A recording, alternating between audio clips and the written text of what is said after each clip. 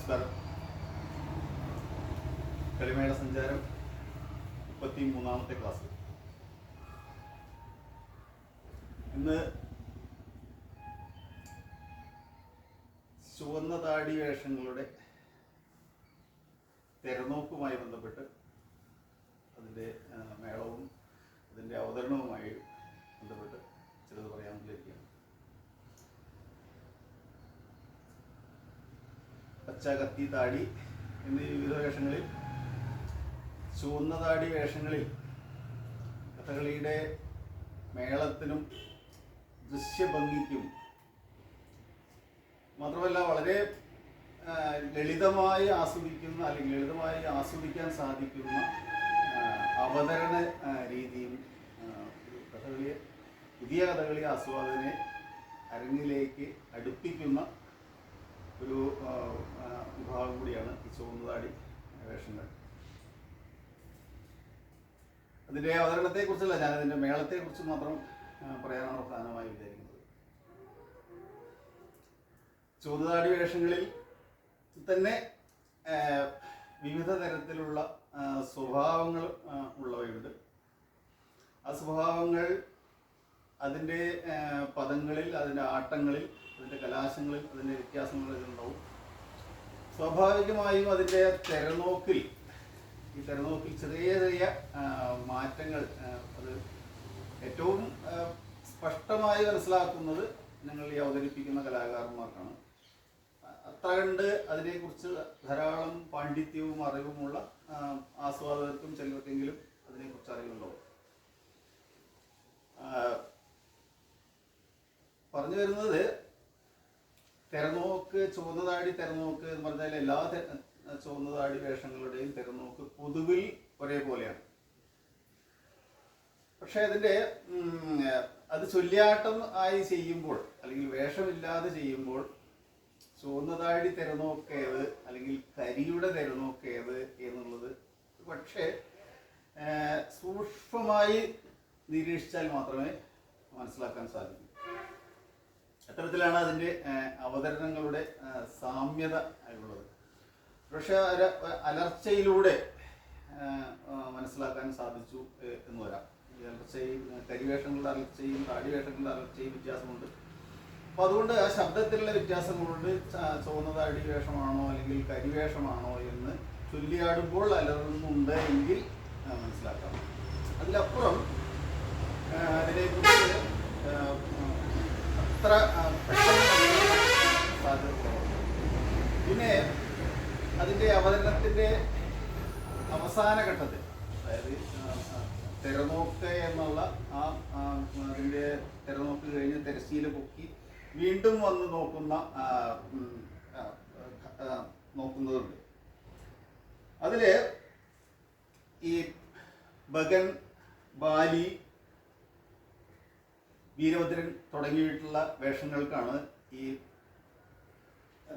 വീണ്ടും തെരശ്ശീലൊന്ന് താഴ്ത്തി, അത് താഴ്ത്തുന്നതിന് വലിയ കണ്ണൊക്കെ മിഴിച്ച് അപ്പോൾ മേളക്കാർക്ക് ഇട കൊട്ടുന്നതിനും പിന്നെ എന്താ മേളം കൊട്ടി തീർക്കുന്നതിനും ഉത്സാഹം ഉണ്ടാവും. ആ സമയത്ത് സ്വാഭാവികമായും രണ്ട് ചെണ്ട, രണ്ട് മദ്ദളം ചേർന്നുള്ള മേളങ്ങളാണ് താടി വേഷങ്ങൾക്ക് ഒട്ടുമിക്കതിനും പതിവുള്ളത്. അപ്പോൾ ഇന്നിവിടെ ഭാഗ്യവശാൽ കളിമേള സഞ്ചാരത്തിൻ്റെ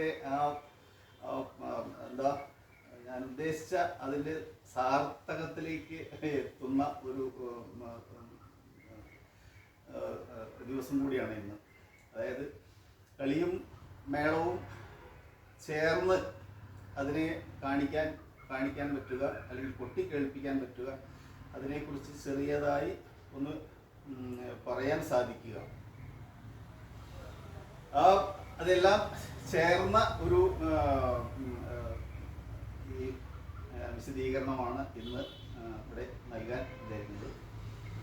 അതിന് കഥകളി വേഷം അവതരണത്തിൽ താടി തെരനോക്കിൻ്റെ അതിൻ്റെ ആ സ്വഭാവം, ഈ ചൊല്ലിയാട്ടത്തിലൂടെ നമുക്ക് എങ്ങനെയാണ് അത് കളരിയിൽ പഠിപ്പിക്കുന്നത്, അല്ലെങ്കിൽ എങ്ങനെയാണ് അത് അരങ്ങത്ത് ഉണ്ടാവുന്നത് എന്ന് കാണിച്ചു തരുന്നതിന് CB ചക്രവർത്തി എന്ന കലാമണ്ഡലത്തിലെ കോഴ്സ് കഴിഞ്ഞ് നിരവധി അരങ്ങുകളിൽ ചുവന്നതാടി വേഷങ്ങളെ അതിൻ്റെ യഥാർത്ഥ അർത്ഥത്തിൽ, യഥാർത്ഥ പ്രൗഢിയോടുകൂടി, യഥാർത്ഥ ഉത്സാഹത്തോടുകൂടി, യഥാർത്ഥ എനർജിയോടുകൂടി ചെയ്യുന്ന യുവകലാകാരൻ എന്ന് അല്ലെങ്കിൽ ഉയർന്നുകൊണ്ടിരിക്കുന്ന നല്ല ഒരു കലാകാരനാണ്. ചൊല്ലിയാട്ടവും അഭിനയവും പ്രവൃത്തിയും ഒരേപോലെ സമ്മേളിച്ച ഈ CB ചക്രവർത്തിയാണ് ഇന്നിവിടെ ചെയ്യുന്നത്. എന്നതുപോലെ തന്നെ കലാമണ്ഡലത്തിലെ ചെണ്ട വിഭാഗത്തിലെ പുതിയ ആശാൻ രവിശങ്കർ മേളം തീർക്കുന്നതിൽ ഇത്ര കണ്ട് തീർമയുള്ള, ഒട്ടിൻ്റെ ശുദ്ധിയുള്ള, അങ്ങനെ ധാരാളം പ്രത്യേകതയുള്ള കൊട്ടാണ് രവിശങ്കറിൻ്റേത്. അപ്പോൾ ഇവരൊക്കെ ഭാഗ്യത്തിന് ഈ സന്ദർഭത്തിൽ കിട്ടിയതിൽ ഞാൻ എൻ്റെ സന്തോഷം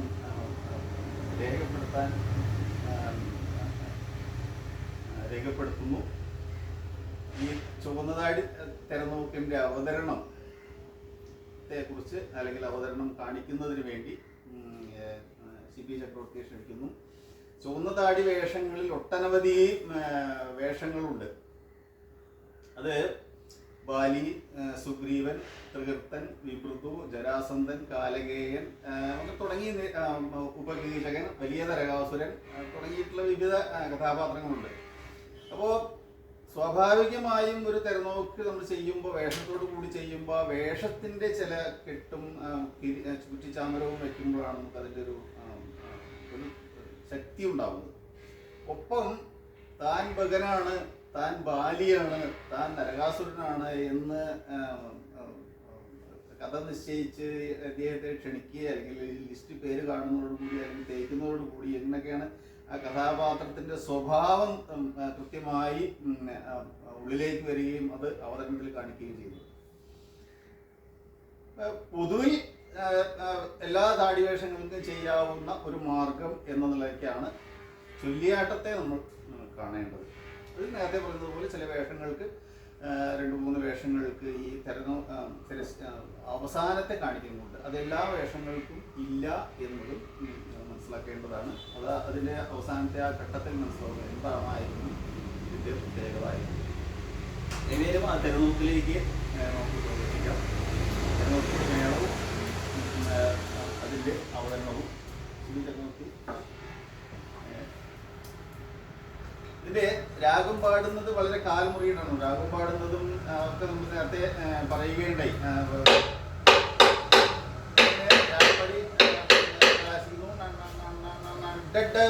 പറഞ്ഞ അപ്പോഴേക്ക് എല്ലാവർക്കും അതിൻ്റെ ഉത്സാഹങ്ങളും താല്പര്യങ്ങളും ചെയ്യാനുള്ള അതൊക്കെ വന്നിരിക്കും.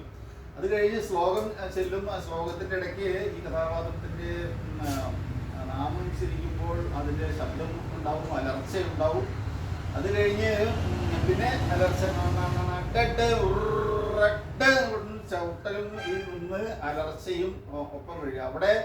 അവിടെ മുതൽ ശരിക്ക് ഈ ചുവന്ന താടി വേഷത്തിൻ്റെ അല്ലെങ്കിൽ ഈ ബാലിയുടെ അല്ലെങ്കിൽ ദുശാസനന്റെ ആ പാത്ര സ്വഭാവം പുറത്തേക്ക് വമിക്കും, അല്ലെങ്കിൽ അങ്ങനെ പറഞ്ഞതുപോലെ പുറത്തേക്ക് എങ്ങനെ വരാൻ തുടങ്ങും. ഇങ്ങനെ നമ്മളതൊന്ന് കാണിക്കാം. ഇതിൻ്റെ ചുവന്നതാടി തെരനോക്ക്.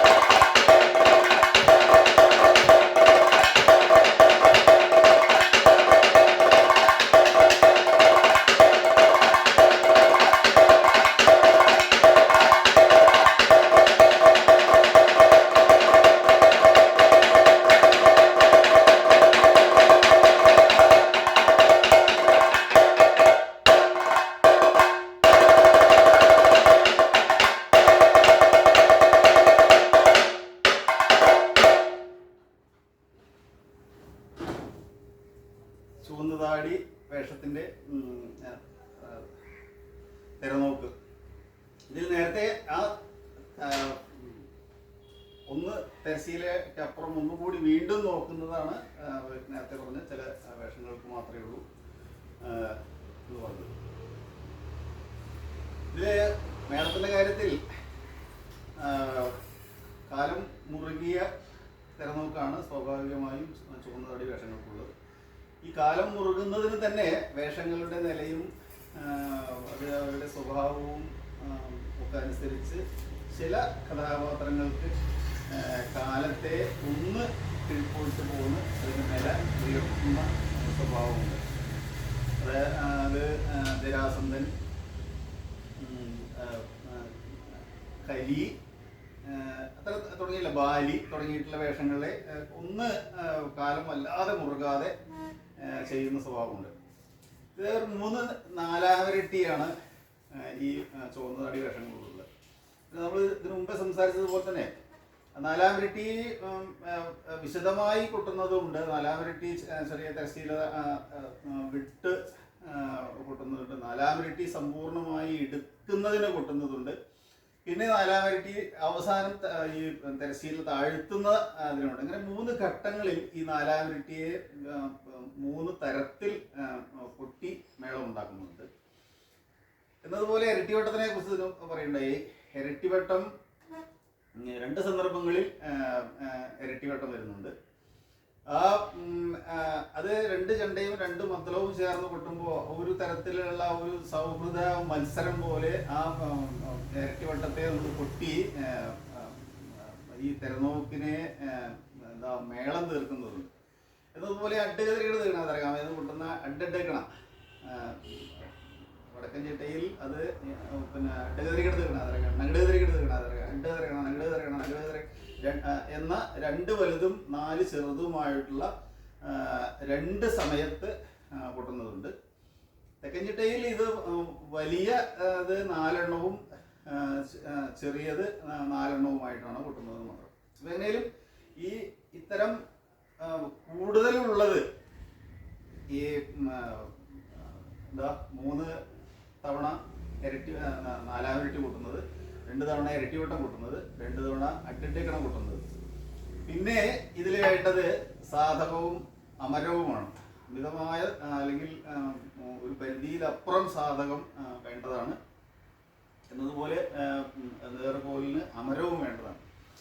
ഇങ്ങനെ ഈ ഒരു ചുവന്നതാടി വേഷത്തിന്റെ ആ പ്രൗഢി മുഴുവൻ നമുക്ക് ആസ്വാദകരിലേക്കോ അല്ലെങ്കിൽ അരങ്ങിലോ തീർക്കുന്നതിന് മേള കലാകാരനെ സംബന്ധിച്ചിടത്തോളം അതിൻ്റെ സാധകം, അതിൻ്റെ കൊട്ടിൻ്റെ ഖനം എന്നിവയും ഈ തിരനോക്കിനെ കുറിച്ചുള്ള വേഷങ്ങളെ കുറിച്ചുള്ള കൃത്യമായ അറിവും ഉണ്ടെങ്കിലാണ് അത് ആ തിരനോക്കിൻ്റെ പൂർണ്ണമായ മേളം കിട്ടുന്നതും എന്നതുപോലെ കഥാപാത്രത്തെ നമുക്ക് അവതരിപ്പിക്കാൻ സാധിക്കുന്നതും. ഇങ്ങനെയൊരു ഭാഗ്യവശാൽ ഇന്ന് ശിവ ചക്രവർത്തി ആ തിരനോക്കിൻ്റെ സ്വഭാവം പൊതുവിൽ ഇവിടെ അവതരിപ്പിക്കാൻ കാണിച്ചതുകൊണ്ട് മേളത്തെ കുറിച്ച് പറയുന്നത് വളരെ എളുപ്പമായി. അതിലെ അദൃശ്യഭംഗി നമുക്ക് ഉണ്ടായതുകൊണ്ട്. പിന്നെ ചുവന്നതാടി വേഷങ്ങളെ കുറിച്ചാണ് ഇപ്പോൾ ഇവിടെ പറഞ്ഞത്.